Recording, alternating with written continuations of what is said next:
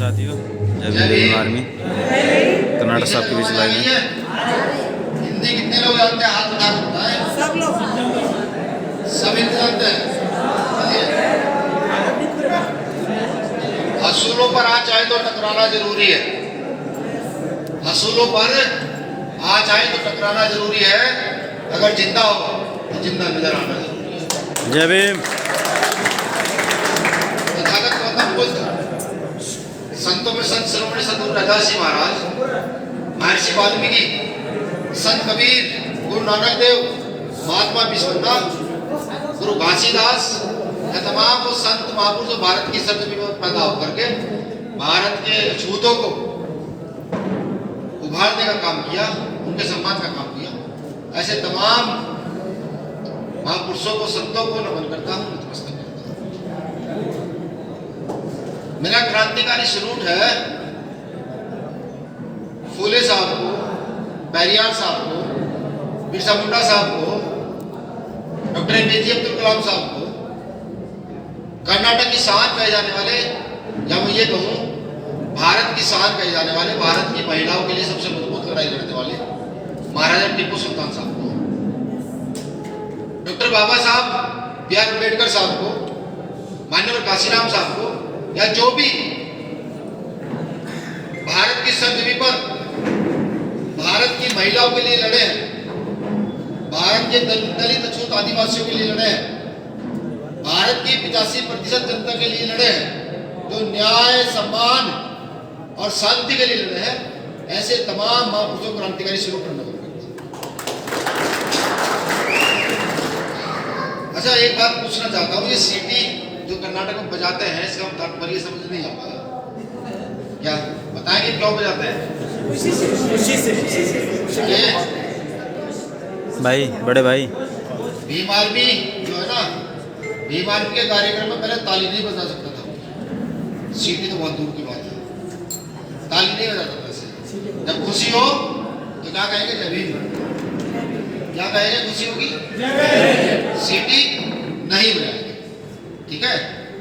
जय भीम कहने से ऊर्जा मिलेगी, सीटी बजाने से आपको ऊर्जा खत्म हो जाएगी। तो जय भीम कहिएगा, मुझे ऊर्जा मिलेगी।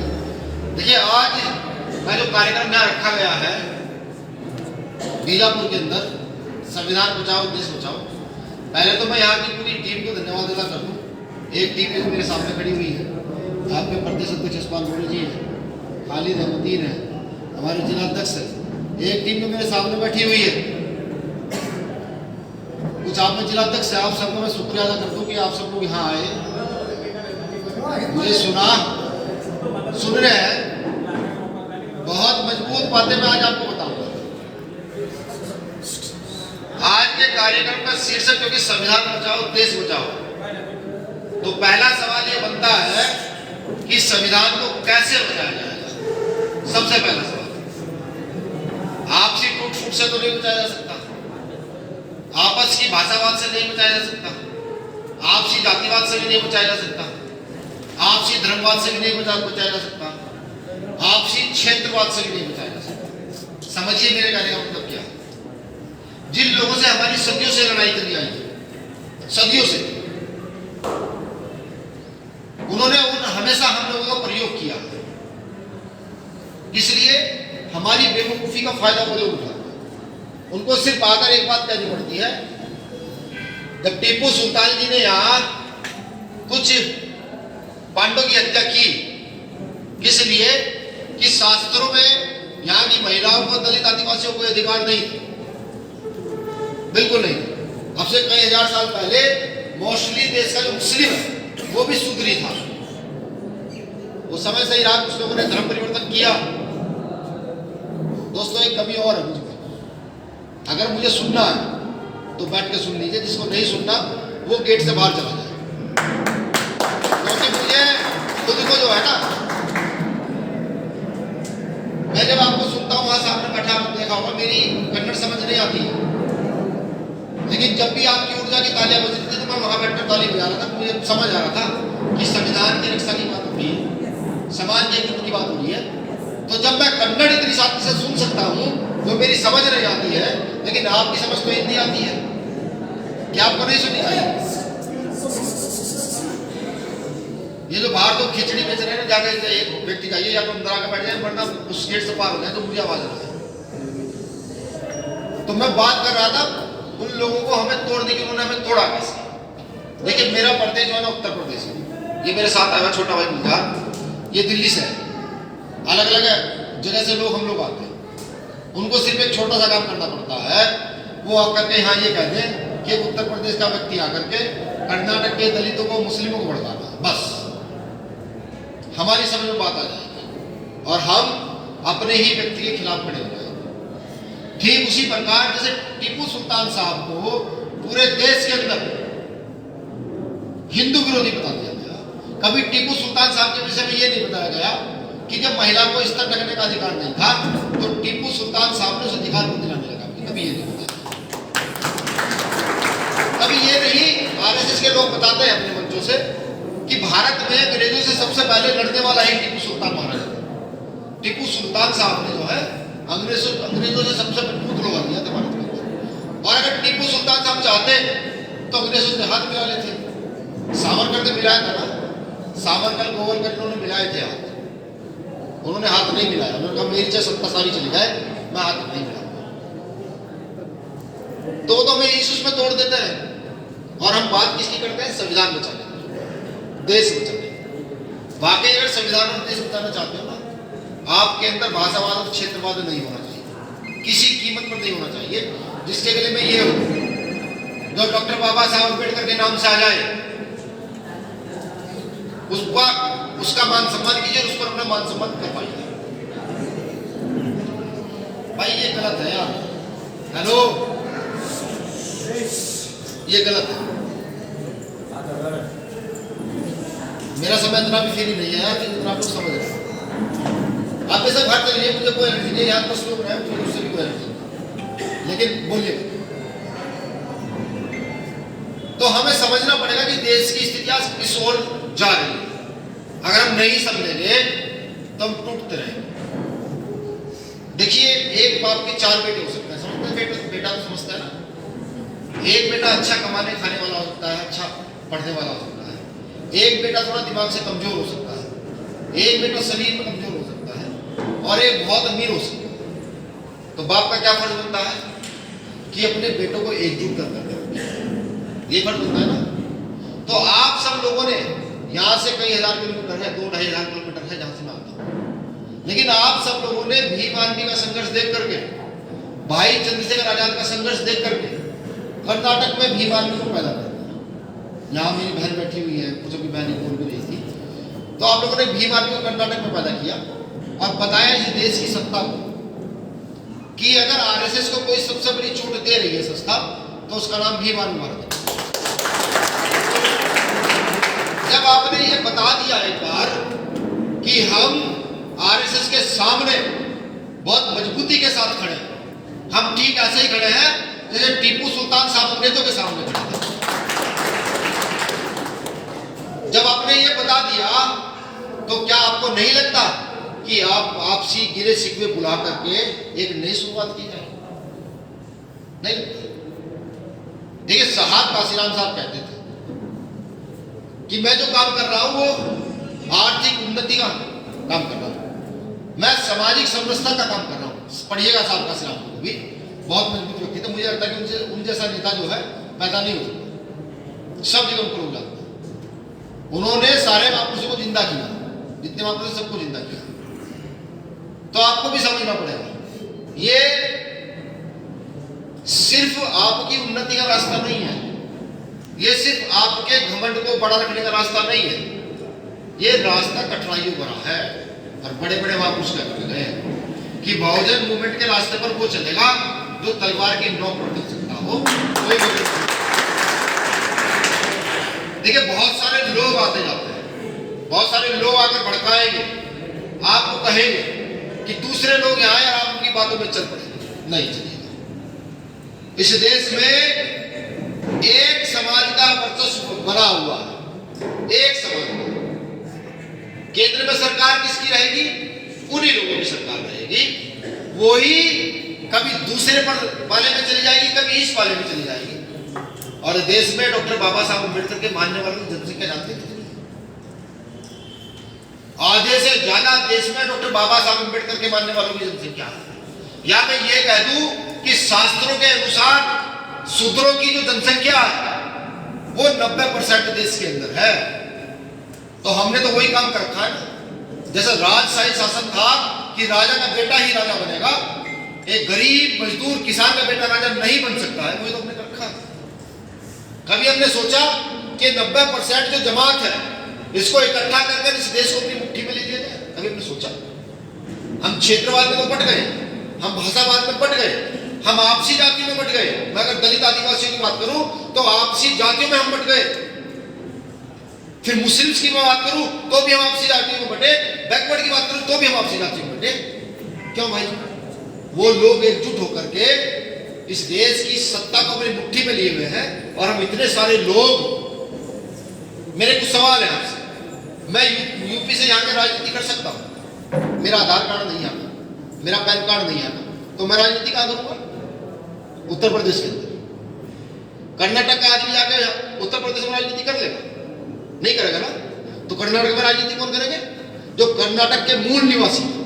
ये इतनी सी बात अगर सब लोग समझ जाए, सिर्फ इतनी सी बात, तो इस देश में अगला प्रधानमंत्री डॉक्टर बाबा साहब अम्बेडकर को मानने वाला हो सकता है। भीम आर्मी के लोगों ने पूरे देश में यही किया।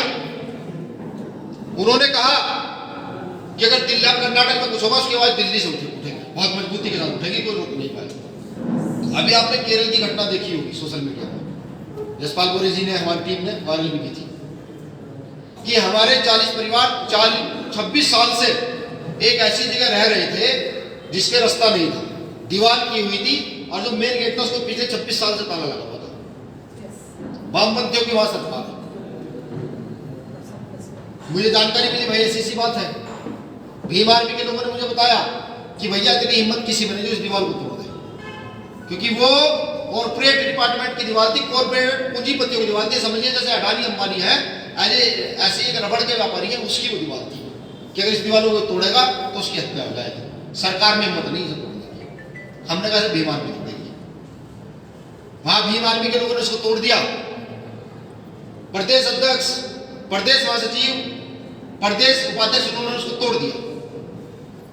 वो है तो वो भी केरल की ना, लेकिन उन्हें एक चीज का पता था कि अगर उनमें से किसी की हत्या हो जाएगी तो कर्नाटक के लोग भी केरल पहुंचेंगे, पंजाब के लोग भी केरल पहुंचेंगे, हरियाणा राजस्थान के लोग भी केरल पहुंचेंगे, और दिल्ली का क्या होगा उनको ये पता था।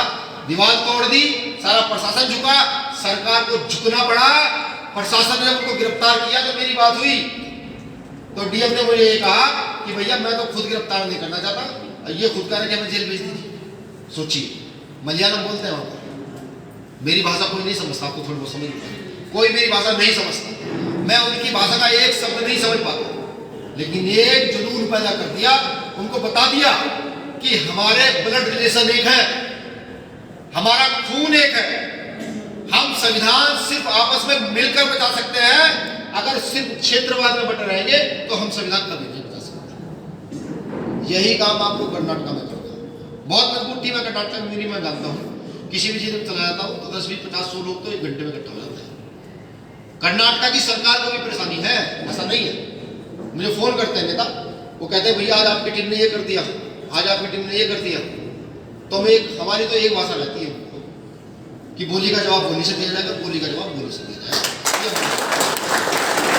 हम डॉक्टर बाबा साहब अम्बेडकर को मानने वाले लोग हैं। अगर हमारे लोगों को परेशान करोगे तो भैया हम तो छोड़ेंगे नहीं। अगर हत्या बलात्कार करोगे तो हम छोड़ेंगे नहीं, हम जेल भी भिजवाएंगे।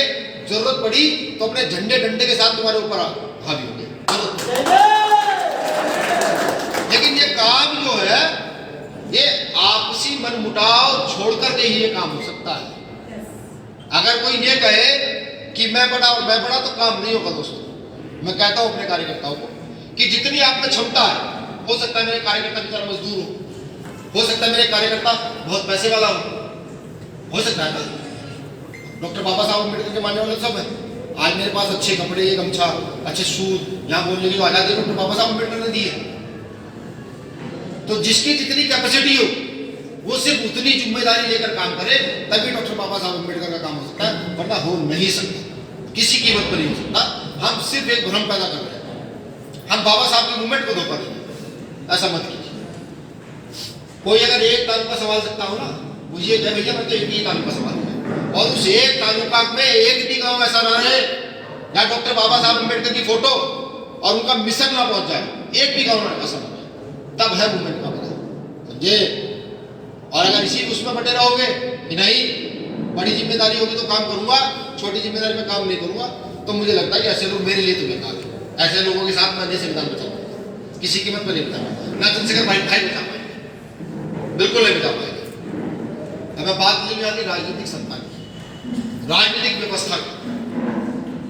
जो काम आजादी के बाद से देश में कभी नहीं हुआ, कौन सा काम? कि अगर कर्नाटक में कोई बड़ी घटना घटित हो गई तो दिल्ली तक पहुंचने में उसे 6-6 महीने लग जाते थे, 6-6 महीने 7-7 भर लग जाते थे आजादी के बाद से आज तक। अब नहीं लगता। अब तो इधर कोई घटना घटित हुई, फौरन दिल्ली के प्रदेश अध्यक्ष को पता लगा, प्रदेश अध्यक्ष ने दिल्ली के अंदर मोर्चा खोल दिया, बाकी कर्नाटक में ऐसा हो रहा है, कर्नाटक सरकार ध्यान दे वरना मारे। अब नहीं ऐसा होगा।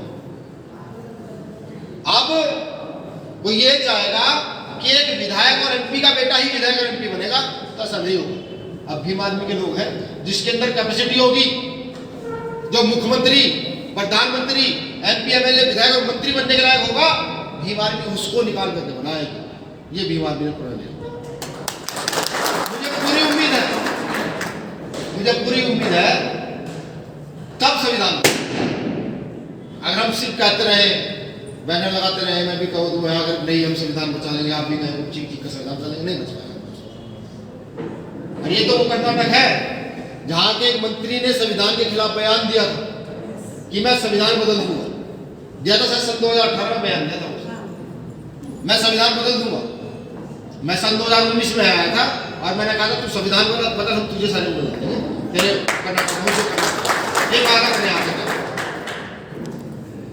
तो समझिए उन लोगों की रणनीति एक है। आरएसएस के लोग उत्तर भारत में गाय के नाम पर मुसलमानों को मार देते हैं, घेर घेर कर मार देते हैं, दलितों को मार देते हैं, और वही आरएसएस के लोग दक्षिण भारत में गाय को काट कर खाते हैं। देख लीजिए कि कितनी दोहरी रणनीति है। साथियों अगर नहीं खड़े होंगे ना तो ये देश नहीं बचेगा, संविधान नहीं बचेगा। समझिए ये पूरा भारत जो है ये जल जंगल जमीन का देश था। ये जो सब कुछ आज बड़ी बड़ी बिल्डिंगें, बड़ी बड़ी सड़कें जो बनी हुई है, ये मेरे पूर्वजों ने खोद खोद कर बनाई है। हमारे पूर्वजों ने खोदी है, तब जमीनें प्लेन की है और इनको दे दी गई। अब इनसे ये लेना है वापस, ये वापस लेना है, पूरी ताकत से वापस लेना है और एकजुट होकर के वापस लेना है। मुझे पूरी उम्मीद है कि कर्नाटक के लोग मुझे निराश नहीं करेंगे, बिल्कुल निराश नहीं करेंगे। जो क्षेत्रवाद की बात करेगा आगे तो उसको जूते मारकर बाहर निकाल देंगे, जो जातिवाद और धर्मवाद की बात करेगा जूते मारकर बाहर निकाल देंगे, जो डॉक्टर बाबा साहब अम्बेडकर के चलाए मिशन में बाधा बनेगा उसको जूते मारकर बाहर निकाल देंगे, बिल्कुल निकाल देंगे। अब बाबा साहब अम्बेडकर को मानने वाले लोग सारे एक होंगे, बिल्कुल एक होंगे। पूरे देश का कहीं भी अम्बेडकर एक व्यक्ति है उसके साथ कुछ गलत होगा तो हम मिलकर आवाज उठाएंगे। भारत में एक ऐसी संस्था है जिससे डरा जाता है, बहुत डरते हैं सारे, मंत्री हो, एमपी, एमएलए हो, सरकार हो, उसका नाम है जनता है। जनता से सारे डरते हैं। अभी कोई घटना घटित हो जाए, आप 50,000 लोग लेकर के सड़क पर जाइए, सरकार से लेकर सब लोग रुक जाएंगे। और जनता सबसे ज्यादा अगर किसी के पास है तो डॉक्टर बाबा साहब अम्बेडकर के मानने वालों के पास सबसे ज्यादा किसी के पास। CNRC का आंदोलन जब मंदा पड़ रहा था तो भाई चंद्रशेखर आजाद ने जामा मस्जिद से ललकार दी थी और कहा कि गलत कुछ होगा नहीं। एक हमारे बहुत बड़े महापुरुष संत श्रोमणी सतगुरु रैदास जी महाराज पढ़िएगा कभी ने, जब उनकी 600 साल पुरानी धरोहर दिल्ली में तोड़ दी थी तो ये पूरी टीम गई थी। यहाँ से मेरे सामने बैठे, कोई पीछे बैठा है, ये सब दिल्ली गए थे। 15 लाख लोग दिल्ली में उतरे थे, 15 लाख लोग। हरियाणा, पंजाब, यूपी, मध्य प्रदेश, राजस्थान तो पूरा का पूरा था। दक्षिण भारत से भी, केरल से, कर्नाटक से, तमिलनाडु से 100 लोग गए थे। मैं कह रहा हूँ पूरी दिल्ली हिल गई थी और दिल्ली के लोगों ने ये कहा था कि ऐसा आंदोलन अगर पहले किसी ने किया है तो माननीय कांशीराम साहब ने किया था, दूसरा आंदोलन किसी ने किया है तो भाई चंद्रशेखर आजाद और भीम आर्मी ने किया। इसका सीधा सीधा प्रमाण यह है कि देश में मेरे लोगों की जनसंख्या इतनी है कि अगर इनका दिमाग एक बार फिर गया तो प्रधानमंत्री की कुर्सी तो कोई हाथ जोड़ कर लेता होगा, हम तो छीन करके उनसे प्रधानमंत्री की कुर्सी। और ये जो आज देश बचाने के बाद जो कैंपेन का नाम है, ये देश तभी बचेगा जब आपका कोई प्रधानमंत्री होगा। मुख्यमंत्री होने से देश नहीं बचेगा, प्रधानमंत्री होगा तो देश बचेगा। प्राइवेटीकरण का बजट, प्राइवेटीकरण की जो फाइलों पास होती है संसद में, सारा देश प्राइवेट कर दिया गया है। संसद में सारे मंत्री उनके हैं, पूर्ण बहुमत में वो लोग कर दिया कि प्राइवेटीकरण होगा। रेलवे प्राइवेट हो जाएगा, LIC BSNL प्राइवेट हो जाएगा, जितनी सरकारी संस्था है वो सारी प्राइवेट हो जाएगी। जो रिजर्वेशन के नाम पर छोटी छोटी नौकरियां यहाँ के दलित आदिवासी गरीबों को मिलती थी, OBC को मिलती थी, वो अब सब प्राइवेट कर करके अडानी अंबानी के हाथ में दे दी जाएगी। जब आपके लोग संसद में मजबूत लोग बैठे हो ना, पढ़े लिखे, वहां की कुर्सी को उखाड़ करके मारने वाले सामने गए, जब जाकर इस देश की व्यवस्था को बदला जा सकता है, अन्यथा दूसरा कोई तरीका नहीं है। जलियांवाला बाग का कांड किसी ने सुना है? जलियांवाला बाग आजादी के समय पे अंग्रेजों ने 20-30 हजार लोगों को आपने सामने की गोली मार दी थी। वो परिस्थिति फिलहाल है। अगर इस देश का दलित खड़ा हो जाए और इकट्ठा होकर ये कहे नहीं हम लड़ाई लड़ेंगे, हम क्षेत्र बंद करेंगे, हम इस सरकार को बदलेंगे, तो लोग गोली मारते हैं। 2 अप्रैल को लगी थी ना गोलियां, मध्य प्रदेश, यूपी और राजस्थान के 13 भाई शहीद हुए थे, नहीं हुए थे SC/ST एक्ट बचाने में, वो लोग सीधे गोली मारते हैं। अब क्योंकि हम पढ़े लिखे लोग हैं, हमारी समझ में एक चीज तो आ गई कि हम शरीर से ताकतवर हैं, हम चाहें तो सब कुछ नस्ल नाबूद कर सकते हैं, सब कुछ बर्बाद कर सकते हैं, लेकिन जब समाज नहीं रहेगा तो उस बर्बाद करने के बाद जो चीजें मिलेगी उसका फायदा क्या होगा। तो तभी दिमाग में बिठाया कि प्रत्येक प्रदेश से अच्छे अच्छे पढ़े लिखे लोगों को निकालकर देश की संसद में भेजा जाएगा और संसद में बैठ करके फिर इनसे सवाल जवाब पूछे जाएंगे, तुम्हारी ऐसी कैसी, तुम ये बताओ तुमने ऐसा प्राइवेटीकरण किया क्या? बिल्कुल जिस दिन हमारे लोग संसद में अच्छे होंगे तो प्राइवेटीकरण हो जाएगा। देखिए देश की अब स्थिति कहां लेकर जाई जा रही है। जैसे कुछ देश है, नाइजीरिया ले लीजिए, और कई ऐसे देश हैं जहां पर 2 टाइप के लोग रहते हैं, एक तो बहुत अमीर और एक बहुत गरीब। किस लिए? कि वहां पर जो है सारा मामला प्राइवेट नौकर साहू के हाथ में है, सारा मामला प्राइवेट नौकर साहू के हाथ में है।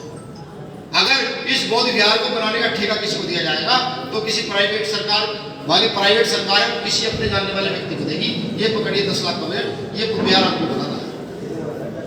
वो अपने नीचे जानने वालों को देता बुद्ध विहार का बजट 2 लाख रुपए रह जाएगा लास्ट तक।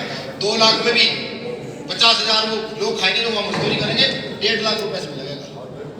और वो जितनी लाइन होगी, वो जो काम करने वाली लाइन होगी, उसमें से एक भी आदमी आपका नहीं, वो सब उन्हीं के लोग होंगे, मजबूत होंगे। ये प्राइवेटीकरण का नुकसान।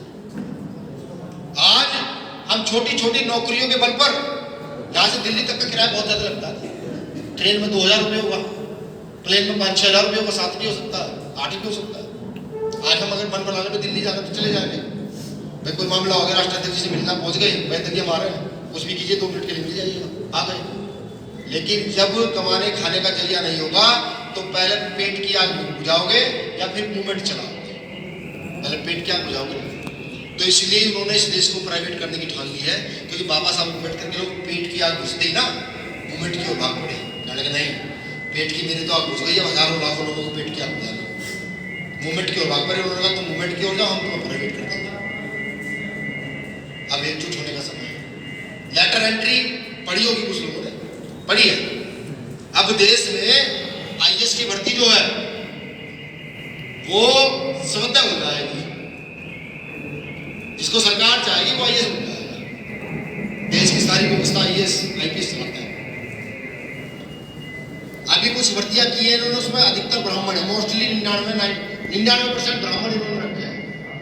यानी कि हमारा कितना भी पढ़ा लिखा व्यक्ति क्यों ना हो, वो IAS तक नहीं पहुंचेगा, वो मर जाएगा, क्योंकि रगड़ता पैर छोटा मर जाएगा, वो IAS तक नहीं पहुंचेगा। तो सोचिए कितना बड़ा धोखा हम लोगों के साथ हो रहा है।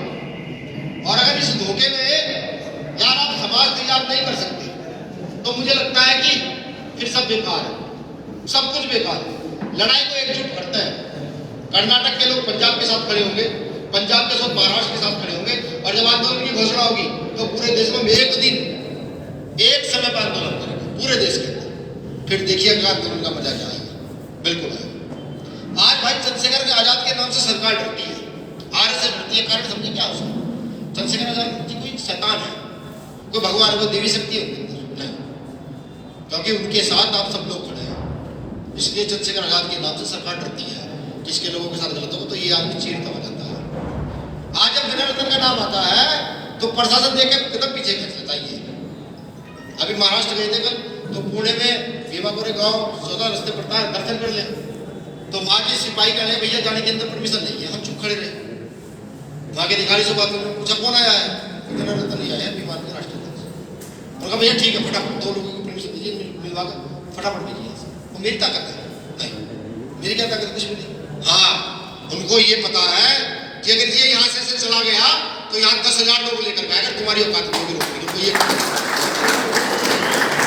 ये ताकत मैं पूरे देश में देखना चाहता हूँ, एक जगह पूरे देश में। हम जैसे लोग प्रत्येक प्रदेश में हो, 5-5, 10-10, 20 की संख्या में पूरे प्रदेश में हो, फिर देखिए इस देश को जीतने का कितना मजा आएगा।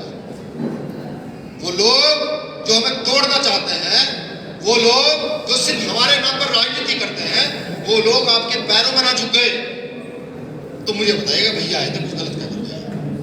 ये हुआ जब भाई चंद्रशेखर आजाद को महाराष्ट्र में गिरफ्तार कर दिया गया तो बीजापुर में जहां मैं खड़ा हूं, यह बड़ा आंदोलन हुआ था। और यहाँ के एक अधिकारी ने मुझे फोन करके ये कहा था, भैया ये क्या हो रहा है? हमने कहा तुम गिरफ्तार करो, हम जेल जाएंगे। भैया तो दूसरा प्रदेश है। हमने कहा यहाँ से रिपोर्ट भेज बना करके, ये बीजापुरी है ना, बीजापुर से रिपोर्ट भेज बना करके, अगर जल्दी ना छोड़ा तो बीजापुर बंद होने वाला है पूरा रिपोर्ट भेज बना करके। आज पूरे देश का दलित आदिवासी मुसलमान जुड़ने के लिए तैयार है, मजबूती से जुड़ने के लिए तैयार है। बस भीम आर्मी के लोगों को से जोड़ना है, अपना वर्चस्व खत्म करके जोड़ना है, इस बात को लेकर जोड़ना है कि आने वाले देश में हमें अपना राजा चाहिए। सम्राट अशोक को पढ़े हैं सम्राट अशोक को, पढ़िएगा कभी, सब लोग पढ़िएगा। भारत में समृद्धि का राज, समानता का राज और शांति का राज किसी ने स्थापित किया था, उसका नाम महाराजा सम्राट अशोक है। उन्नति का राज, जहां सब बराबर थे, कोई छोटा बड़ा नहीं था, ऐसा राज अगर कोई स्थापित कर सकता है तो बाबा साहब अम्बेडकर को मानने वाले लोग कर सकते हैं, और किसी को उसका है नहीं। देखिए हमारी लड़ाई किसी जाति या धर्म के खिलाफ नहीं है। तो बाबा साहब अम्बेडकर ने कहा जिसको जो धर्म मानना है मानो। कुछ लोग मुस्लिम धर्म को मानते हैं, कुछ बौद्ध धर्म को मानते हैं, कुछ हिंदू को मानते हैं, कुछ लोग क्रिश्चियन को मानते हैं, कुछ लोग पारसी धर्म को मानते हैं। जिसका जिसमें मन है उस धर्म को मानो। लेकिन इस देश के वो लोग जिन्होंने हमेशा इस देश की सेवा की है, इस देश की गंदगी उठाई है, इस देश की जंगल जमीनों को खोद खोद करके रास्ते बनाए हैं, मकान बनाए हैं, दूसरों की बेटियों की डोलियां उठाई है, कहीं ना कहीं उन लोगों को भी सम्मान मिल जाना चाहिए देश के। उस सम्मान के लिए आज भीम आर्मी पूरी मजबूती के साथ लड़ रही है। जो आंदोलन सन 2007-8 के बाद धीमा पड़ रहा था, उसको भीम आर्मी ने बहुत तेज कर दिया। और ये तय है, आप लिख लीजिए मेरी बात। आप में से शायद कुछ लोग मेरी बात से सहमत ना हो, आप में से कुछ लोग शायद मेरे साथ ना दें, लेकिन ये तय है कि एक दिन कर्नाटक में भी उन लोगों की सरकार हम लोग स्थापित करेंगे जिन्होंने कर्नाटक के लिए जरा दिन जी तोड़ मेहनत की है। या हम गए गुजरे लोग नहीं है, बहुत सारे लोग आते हैं यहाँ बोलकर चले जाने के लिए। ये इतिहास है भीम आर्मी का। भीम आर्मी ने जितना बोला है उतना काम करके भीम आर्मी ने पूरे देश में दिखाया, जितना बोला। आज तक एक भी लड़ाई ऐसी भीम आर्मी ने नहीं लड़ी जिसको वो हार गए। सारी लड़ाई जीतने के लिए लड़ी है। 2 अप्रैल उसका सबसे बड़ा उदाहरण है कि एक दिन की लड़ाई में SC/ST एक्ट को वापस करा दिया था। ये 2 अप्रैल सबसे बड़ा उदाहरण है। अब हमारे कंधों को मजबूत करना है या कमजोर करना, ये तो तय करेंगे आप लोग। अगर कर देते हैं मजबूत तो कर्नाटक में जो ना नीला झंडे के लोग हर जगह खड़े हुए, जो लोग संविधान की बात करते हैं, बदलने की बात करते हैं, वो रास्ते में खड़े होकर आपके ऊपर फूल माला डालते मिलेंगे अगर मेरी बात आप मानते और नहीं मानते तो मेरे पूर्वजों को उन्होंने इतना पीछे धकेल दिया था कि हम ही फूल गिर रहे हैं उनके ऊपर, हम ही उनके रास्ते साफ करेंगे। तो अब ऐसा नहीं होगा। मुझे पूरी उम्मीद है कि यहाँ के जो छोटे मोटे कॉन्फ्लिक्ट हैं वो मेरे आने के बाद खत्म हो जाएंगे, बिल्कुल खत्म हो जाएंगे। और जैसा जैसा मैं आदेश करने जाऊंगा जिस साथी को, वो उस तरीके से काम कर कर मजबूती के साथ आगे बढ़ेगा। अब क्योंकि पूरे देश के अंदर भीम आर्मी बहुजन संगठन के नाम से जानी जाती है। बहुजन संगठन मतलब डॉक्टर बाबा साहब अम्बेडकर के सपनों का संगठन। पूरे भारत का प्रतिनिधित्व धीरे धीरे मैं भीम आर्मी में डाल रहा हूँ।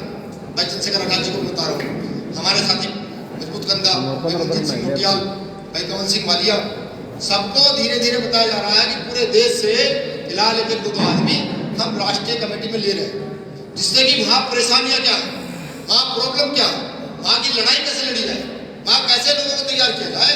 तो आज अपने भाई, बड़े भाई जसपाल मौर्य जी को भीम आर्मी की राष्ट्रीय कमेटी में जगह दी जाती है। आज के बाद इनको प्रदेश अध्यक्ष नहीं, इनको राष्ट्रीय संगठन सचिव के नाम से आप पूरे देश में जानेंगे। तो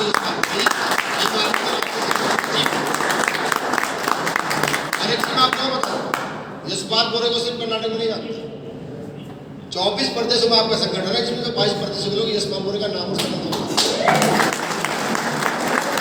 कर्नाटक के प्रदेश अध्यक्ष भाई यशपाल मौर्य जी, ठीक। और अब रही प्रदेश अध्यक्ष की बात। भाई अब मुझे लगता है फोन बंद कर दीजिए।